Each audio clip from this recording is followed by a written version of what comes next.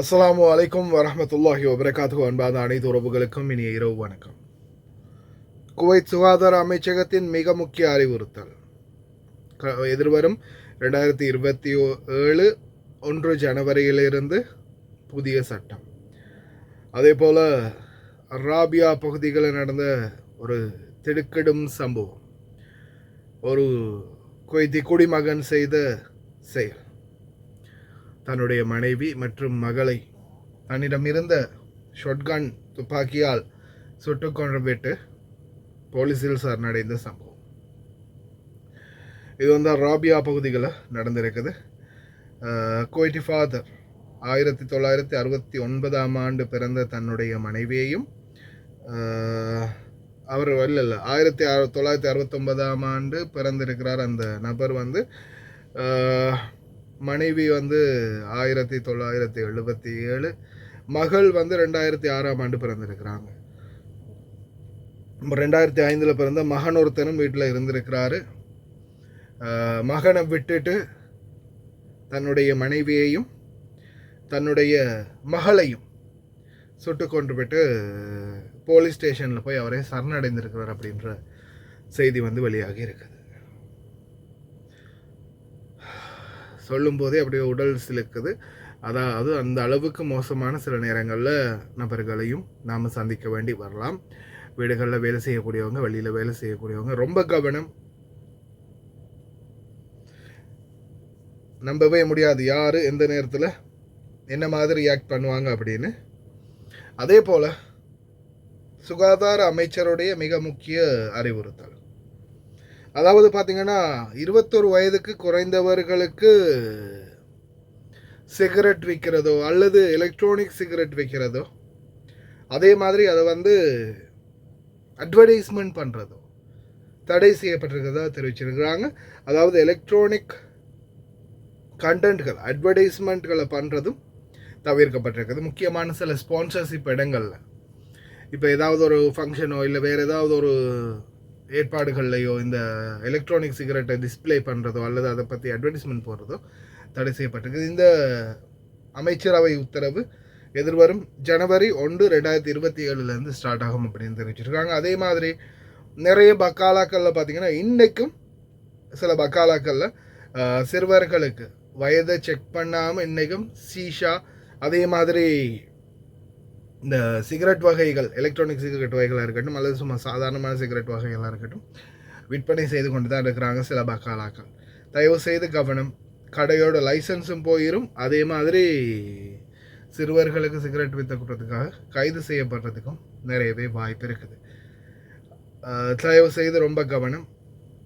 குவைத்துடைய பல ஜமியாக்கள் நடக்கக்கூடிய ஊழல்கள் சம்பந்தமாக பல ஜமியாக்களில் இப்போதைக்கு மினிஸ்டர் ஆஃப் காமர்ஸ் இண்டஸ்ட்ரி அதிரடியான சோதனைகளை முன்னெடுத்து வராங்க.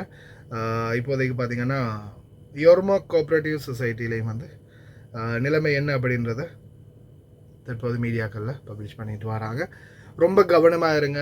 கடைகளில், வியாபார தலங்களில் வேலை பார்க்கக்கூடியவங்க ஒரு ஃபில்ஸ் அதிகமாக விற்றாலும் அது மிகப்பெரிய ஒரு குற்றமாக கருதப்படுது.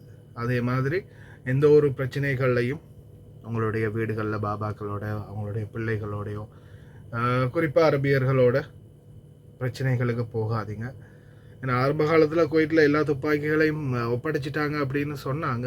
ஆனால் இந்த சம்பவத்தை பார்க்கும்போது இன்னும் துப்பாக்கிகள் புழங்கிட்டு தான் இருக்குது. அதனால் ரொம்ப கவனமாக இருங்க. என்ன பிரச்சனைனாலும் ஏதாவது ஒரு வழியில் லீகலாக பேசி தீர்த்து கொள்ளலாம். ஏன்னா வாய் சண்டை அல்லது கைகலப்பாகினா கடைசியில் இது இந்த மாதிரியான ஒரு ஆபத்தான நிலைமைக்கு நம்மளை இட்டு செல்லும். ரொம்ப கவனம். والله يحييكم ان شاء الله جميعا، جمعيه يرموك التعاونيه خاصه وجمعيات التعاونيه بصفه عامه. الله يحييك ان شاء الله.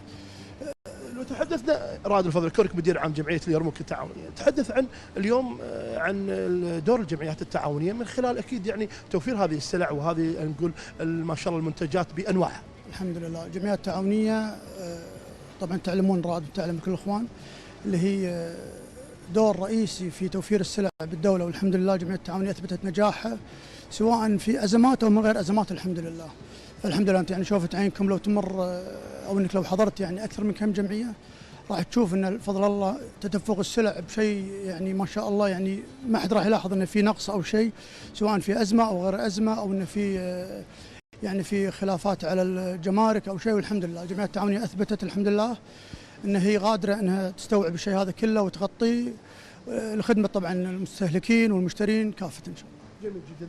يعني لو تحدث ايضا عن المنتج اليوم الوطني، ما شاء الله اركان عديده يمكن فرضت باسهاب جمعياتنا. نعم الان الحمد لله المنتج الوطني لو تلاحظ اخوي رائد الان متوفر بجميع اصنافه، يعني كل اصنافه يعني بالخضار بالمخبوزات بالمنتجات الثانيه، الحمد لله كل شيء متوفر بفضل الله اللهم لك الحمد. طبعا هذا بتشجيع من وزاره الشؤون وزاره التجاره ومراقبه الحمد لله من اتحاد الجمعيات التعاونيه، والحمد لله والجمعيات يعني ترحب في كل منتج وطني، وحتى لو كان في حتى يعني في مشروعات صغيره تكون، فالحمد لله مرحب فيهم كل الجمعيات التعاونيه والحمد لله يعني بفضل الله الحمد لله متوفر السلع متوفر كل شيء، وهذا انت شوفت عينك الحمد لله، الحمد لله ما في ناقص ما في شيء. ولو على عجاله استاذ رائد الفضلي مدير عام جمعيه يرموك التعاونيه، بالنسبه لتوريد سلاسل الامداد الحمد لله بشكل جميل ومتواصل ومتين ما زال.